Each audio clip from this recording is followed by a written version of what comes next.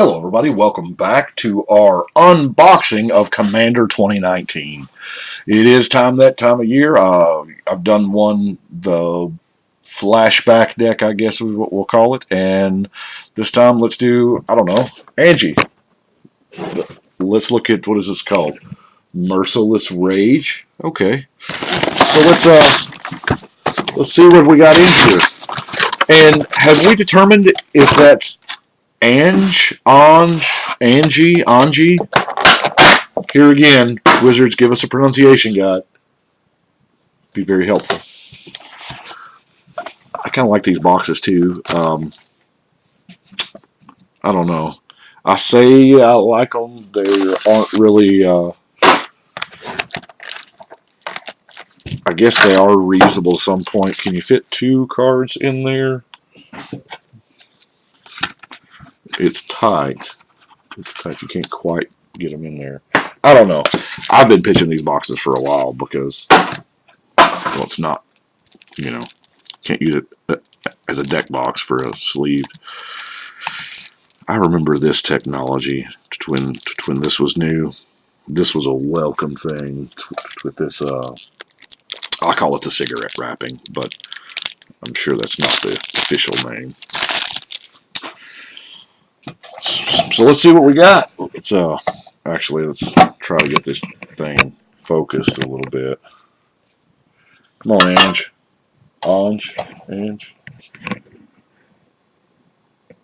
See what we got here. Okay. We have 3 mana, 1/3 vampire. Huh. No class, just race. Okay. It's just no class. Haste. 1/3 haste for 3. That's discard a card, draw a card. Whenever you discard a card, if that has madness, untap. Oh my god, this seems busted in half. Although you instantly feel like you want to jam as many madness cards in your deck as possible, but how many of those madness cards are useful when you are just wanting to peel through your deck? I guess if you were trying to assemble a combo that was not madness, like some kind of Rakdos 3-card, 4-card combo, you could effectively put every other card that's not that combo as a madness slot so that you can just peel through your entire library to find your things. I don't know. Anji here is one that I'm not exactly certain how I am going to build yet. Chainer gets a new card. I mean, his last one wasn't... Okay, maybe it was. 4 mana, 3/2 minion. He's still a minion. Or, no, I think last time he messed with minions or something. Can't remember. Discard a card. You may cast a creature card from your graveyard this turn. Activate this ability only once each turn. That tells me I need to play with Velocan Ore or something like that so that I can do it every turn. And discarding the card is a cost. So, if I'm thinking right, you should be able to cast the creature that you just discarded. Choose that creature, throw it in the yard. Oh, hey! Hakon. Hakon, you could totally do some Hakon shenanigans. I don't have a Hakon. It's on the list. I'm actually whittling down that list. I'm in the 60s now from like 100 cards. I'm down to in the 60s, 68, something like that from the legends I need. Anyway. Whenever a non-token creature enters the battlefield under your control, if you didn't cast it from your hand, it gains haste. So it's got to be a non-token creature. So, oh my gosh, whatever you reanimate has haste. But it has to be non-token because they straight up didn't want to give Merit Lage haste. I like it. I may do just classic good old-fashioned reanimator with this Joker. I mean, you've got red for the impulsive draw. Oh, you don't even need the impulsive draw because Chainer has got your discard outlet built in. That's pretty sweet. Grieven's got a new card. Grieven the Predator Captain. We are 5 mana, 5/5 human warrior. I didn't know that I knew he was human. I just, I guess he's been tinkered with by Phyrexia so much. It's Menace. 5/5 Menace is not bad, especially on a commander. Grieving gets plus X, where X is the amount of life you've lost this turn, and it's in black and red, so that's like Necro colors, Ad Nauseum colors. Oh, I think I have a Aaron Campbell signed Ad Nauseum somewhere. Oh, that's in a deck, isn't it? Yeah. But anyway, whenever Grieving attacks, you may sacrifice another creature. If you do, you draw cards equal to that creature's power and lose life equal to that creature's toughness. Oh my god, that's exactly what he did. He threw Vadield all overboard. That's cool. I like the flavor hits. I do. Like Gerard was the same way because he was the hero that went down with the ship. But the ship lived through it. So these two abilities are loosely related. I mean, because when he attacks, you sack a dude, draw power, lose toughness, and then he gets the plus X of that toughness that you just lost. So, I don't know. It's going to be hard to.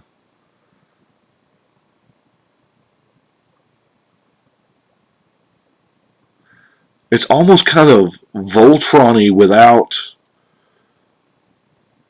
Is it like go wide Voltron? Because you've got to have other creatures, but you don't want to like, suit it up with a whole bunch of swords or nothing. You want to use those slots for creatures that he can sack. And in theory, well, there's two ways to look at it. You could, okay, I want to, if I had like a 4/1, or here, we're in ball lightning color, so let's say we got a ball lightning. We would draw 6 and lose 1 life. That's value, but it also doesn't pump Grieving. So do you want to do the inverse of that and maybe sack a wall and draw 1 card and lose 5 life so to give him the +5? Or square stat it all the way, 3/3. I mean, there's several different ways to approach this, and that's what I love about it. Now let's look at our tokens here. Oh wow, zombies. I mean, a mortal ton of zombies.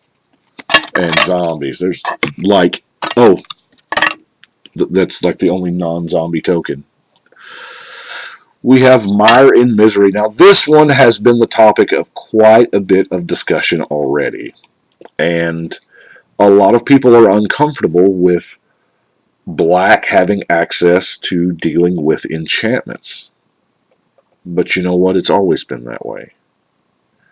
What was that card? Is it Phyrexian Retribution or Phyrexian something that's way, way back there in like, oh man, it's way back. I want to say it's like the Mirage Visions Weatherlight era, to where it just says destroy target artifact, and it's black. I mean, you got to pay some life and sack some creatures, and kick yourself in the head for it, but it does it. But this is each opponent sacrifices a creature or an enchantment. Now you don't get to pick. Is it a great card? I'm not looking at it as enchantment removal. I am looking at it as this is a Diabolic Edict for the table. And if you take Diabolic Edict and change it from an instant to a sorcery and make it be able to target 3 players without targeting, that sounds excellent to me. More than likely, they're going to sack their creature as opposed to their, because if the enchantment is something you're worried that much about destroying, they know it's good. So, in my mind, this is a creature removal spell. If I get an enchantment, hey, bonus points. Hate Mirage. Hate Mirage? What a name.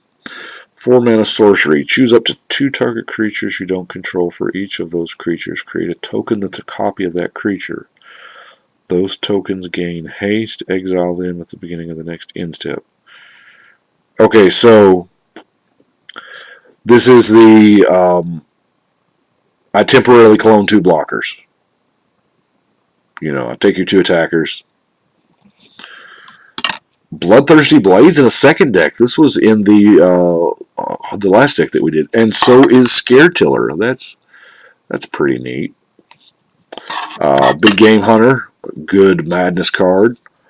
Call the Netherworld. Now I did some dirty things with Call the Netherworld back when it was standard in Time Spiral block because we had Core Lash and Shock Lands, and it was absolutely outstanding in a 60 card 4X format. Dark Withering, good Madness card.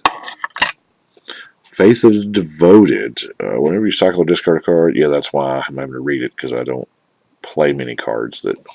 Or discard, that's cool. Gorgon Recluse, Grave Scrabbler, Murderous Compulsion. A lot of these are reprints. 123. I'm sorry, Nightshade Assassin. I guess you can tell I'm looking at the collector number, can't you? Plague Crafter. I like seeing more copies of this. That's always nice. Sanitarium Skeleton. That's cool, so you can bring it back. Eldest Reborn. I didn't realize that was an uncommon. Huh. Zombie Infestation. Boy, there's a card. I've built some decks off of this, where you just kind of discard your hand or you draw your library and discard it, and then you pandemonium out a win with all these zombies coming into play. It's kind of cool. Alchemist Greeting, Fiery Temper. I was wondering if they were going to put a Fiery Temper in there. Malevolent Whispers, Violent Eruption, Armillary Sphere, Hedron Archive. Look at that. I'm always up for more rocks. Y'all know that. Love the mana rocks because I just use so many of them. I mean, Meteor Golem. Boy, that solved a big old problem, didn't it? I mean, yeah, it's an expensive solution at 7 mana, but I'm the guy that plays Desert Twister at 6, so Rakdos Locket and a Soul Ring. Randomly, there's 2 swamps. There's that swamp and that swamp before we get into the new rares. There's number 4, Archfiend of Spite. 7 mana, 6/6 flyer. Sure, why not? It's a demon. Whenever a source an opponent controls deals the damage to it, that source's controller loses that much life unless they sack that many permanents. So they're not sacking permanents, so they're just going to lose that life. The only way they're sacking the permanents is if they're low enough where it kills them. So that really strongly discourages them from blocking or dealing damage. And it has Madness for, 2 mana cheaper. So, that's cool. Bone Miser. 5 mana, 4/4. Whenever you discard a creature card, get a zombie. Wait a minute, this looks disturbingly familiar. Whenever you discard a land, get double black. Whenever you discard it. Oh, wow. So those are the same 3 abilities from Waste Not, but slightly altered because Waste Not counts what your opponents do, and this counts what you do. I like. Oh, and it's a zombie and a wizard. I think this card has potential. Really, I do. Curse of Fool's Wisdom. Oh, by the way, a lot of these cards they make rare, common, uncommon, whatever. I've always thought that as kind of funny. Command Tower is common, but you have to get a $40 box to get one, and there's only one copy of it in there, and therefore I don't understand. I guess rarities in a sealed deck product where you have a guaranteed contents, kind of rarities don't really matter a lot, Anyway, Curse of Fool's Wisdom. 6 mana, Curse. Wow, it's got to do something big. Whenever enchanted player draws a card, they lose 2 life and you gain 2 life. And, of course, it has Madness, so they put the cost high enough to where you feel like you have to Madness it.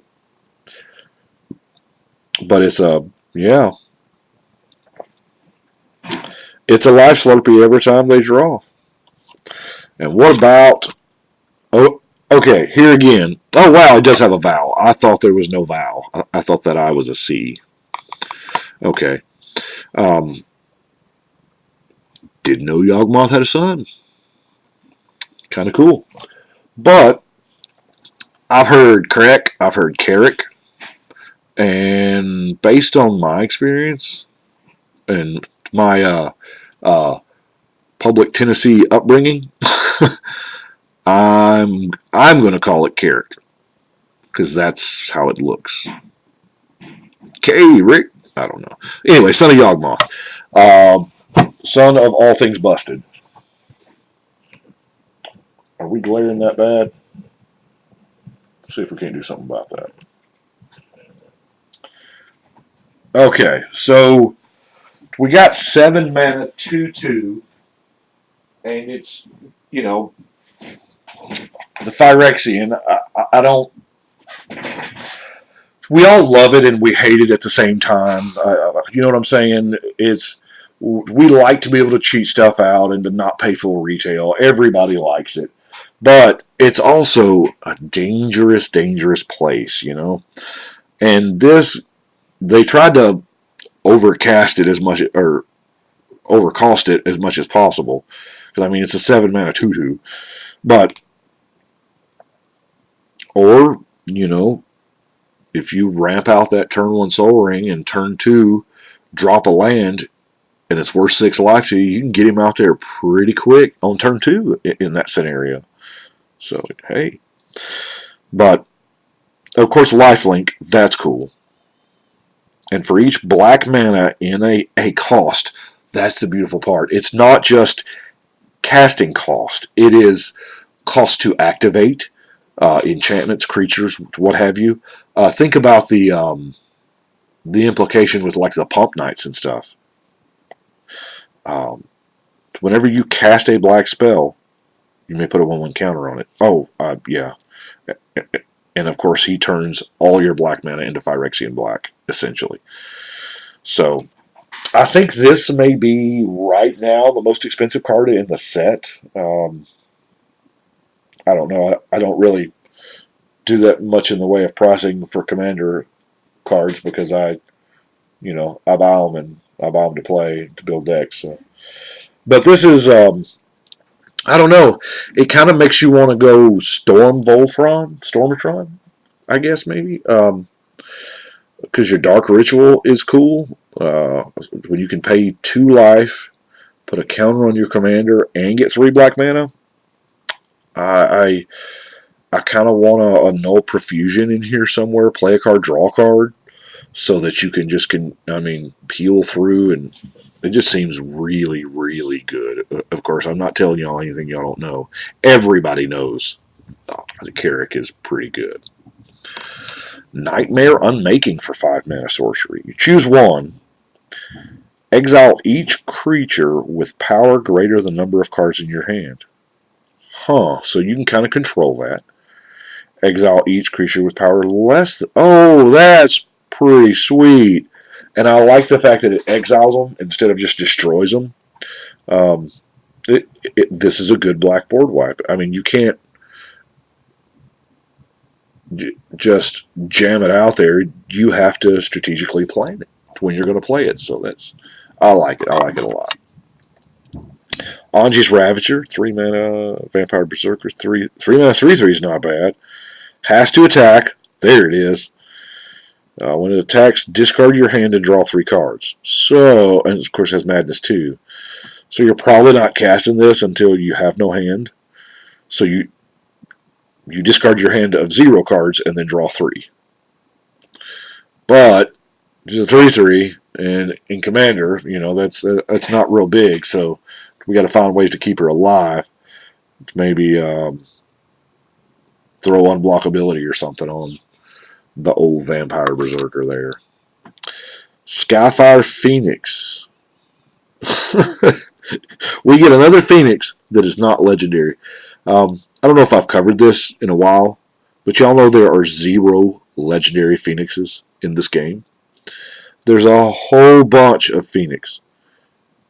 None of them are legendary. And by my understanding, shouldn't they all be? Because, I mean, a Phoenix is kind of the rarest of the rare anyway. 4 mana 3/3 Flying Haste. Starting off good. When you cast your commander, return Skyfire Phoenix from your graveyard to the battlefield. So this kind of makes you wonder about those cheap red commanders. I mean, it's another 3/3. It's not, going to rock many tables very long, but let's see. What's best case scenario here? Turn 1, you faithless loot this thing into your yard, and turn 2, is there 2 mana red commander? Probably. Drop your second mountain, cast it, and then put this back. Then my odds is pretty slim, though, in Hunter Card Singleton. Wildfire Devils, 4 mana, 4/2. When it enters the battlefield and at the beginning of your upkeep, I had to pause for a second. Choose a player at random. Oh, yeah.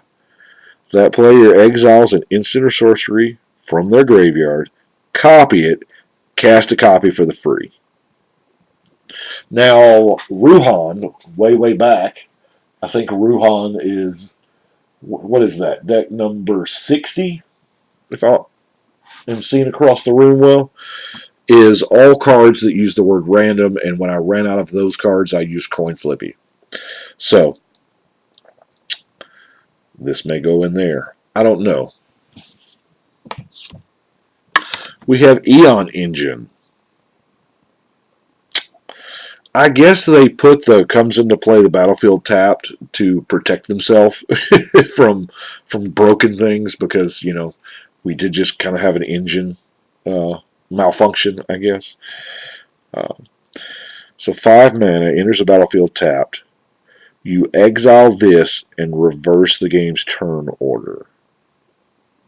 So instead of clockwise, is universally accepted, it goes counterclockwise. Is there a way to abuse this? Okay, so I've got Pull from Eternity. Is that the white card that brings an exile card back to your... It just puts it in your graveyard. Okay, so I have an Isochron Scepter with a Pull from Eternity on it.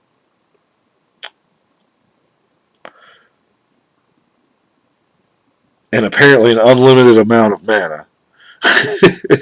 Because I pay 5.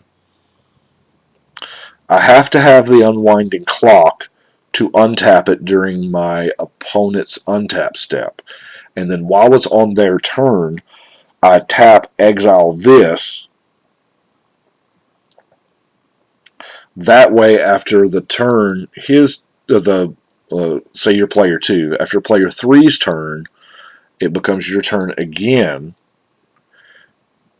And all the while you're in their turn, you tap your Scepter, activating the pool to get it back in the graveyard, and then you've got to be able to cast permanents from your graveyard at instant speed. So what are you talking, a Muldrotha and a Veldakin Ori? This is getting complicated.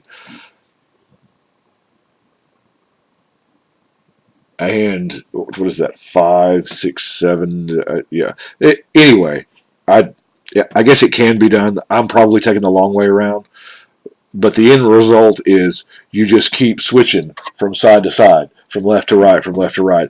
And there's a player across the table that ain't getting any turns whatsoever. I don't know.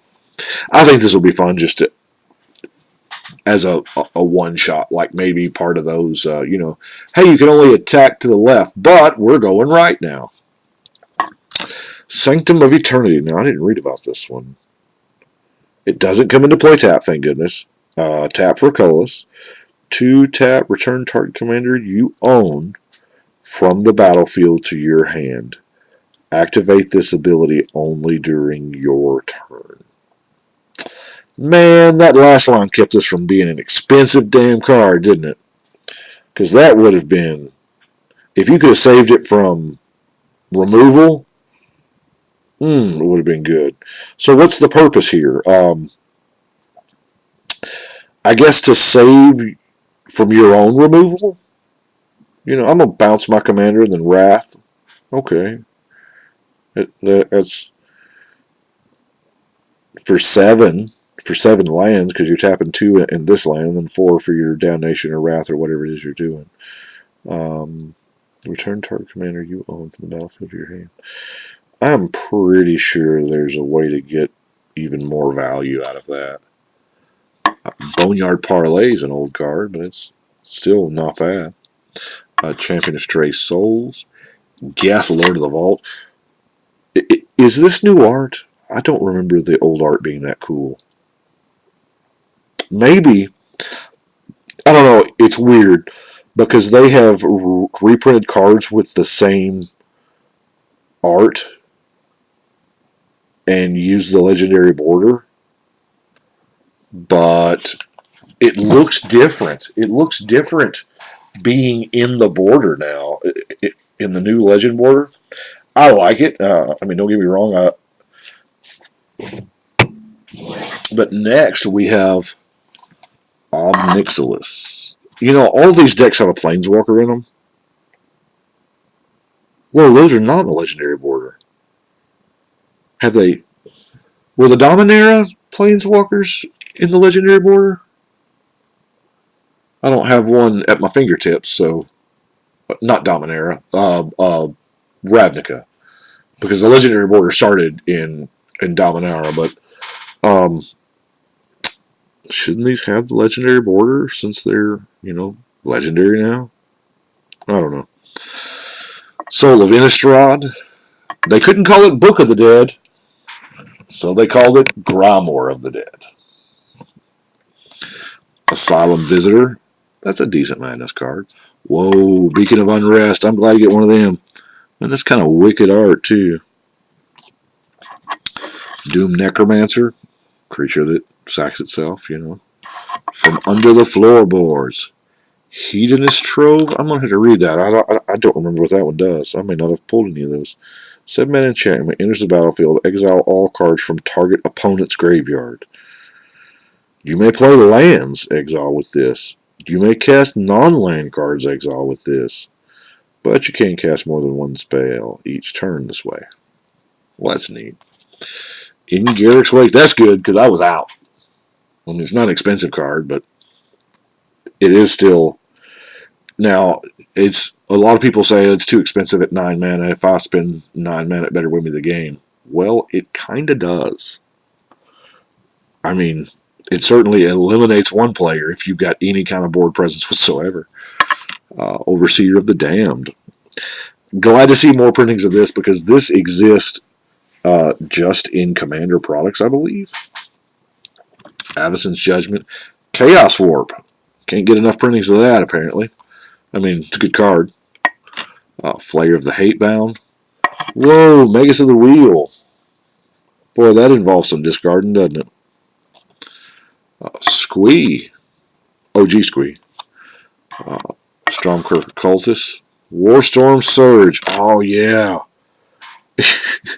I know I'm excited over this 20-cent rare, but the reason why is I think all the copies I have left are non-English, and I have to, try to remember. Bloodhall Priest. Madness. Key to the City. Solum Simulacrum. Now, here's another card that has gotten a lot of consternation. Yeah, it's used to be when Commander was EDH, because that was kind of a different metagame back then. I mean, we were all learning and we were doing even more wild and crazy and, impossible things then than we do now. But we all use Solum. They're a sad robot, as it were. But this is like the third art. And that first art, this was an invitational card that was designed by, I can't remember who did that. I used to remember every one of them. But it's like it's in the memory, but I can't bring it up on the screen. Anyway, sad robot. It does have new art, and there is a following out there in the world of people who think that that card should forever have the same original art of that Invitational winner. I don't know. I think it kind of makes that printing special. You know what I'm saying? That there's only so many of them out there. I don't know. I don't have to worry about me ever getting an Invitational card because, you know, they don't do that anymore. Drownyard Temple's a good card. We are back with the Exotic Orchards. I wonder if they all have Exotic Orchards. I guess we'll find out, won't we? Gyre Reach Sanitarium. Now that looks decent with the legendary border. More of those swamps we were talking about. I'm not going to show them because I already did. That same mountain and a different mountain. We'll peel through the rest of the mountains here. Alchem Refuge. An Ash Baron. I guess they all have Ash Barons. Ah, Cycle Lands, because we're discarding it. Yeah, that's cool. Baron Moor. Bloodfell Caves. Cinder Barrens. Command Tower. Ewild. Forgotten Cave. Memorial of Folly. What is it? Return of Creature. Mortuary Mire. I wonder if they're all going to have Myriad Landscapes too. That's cool. That's 2 for 2 on it. The Rakdos Bounce. The Rakdos Gate. The Rakdos Place. Terramorphic. And Temple of False God. So for 2 decks now, I see a theme. I do. There's what? Probably 5 or 6 cards in there that span every deck. So I guess that's how you have 400 card decks and only have 302 cards in the set. Anyway, I do appreciate y'all watching. Y'all let me know what you think. And we're going to keep going. And it's Friday night. I'm hoping to get through all these videos and be able to meet my play group and actually play. Now, I won't be playing with any of these because y'all know I don't keep them as is. I have 16 decks to build out of this. But anyway, I appreciate y'all watching, and y'all let me know what you think, and we'll see you next time.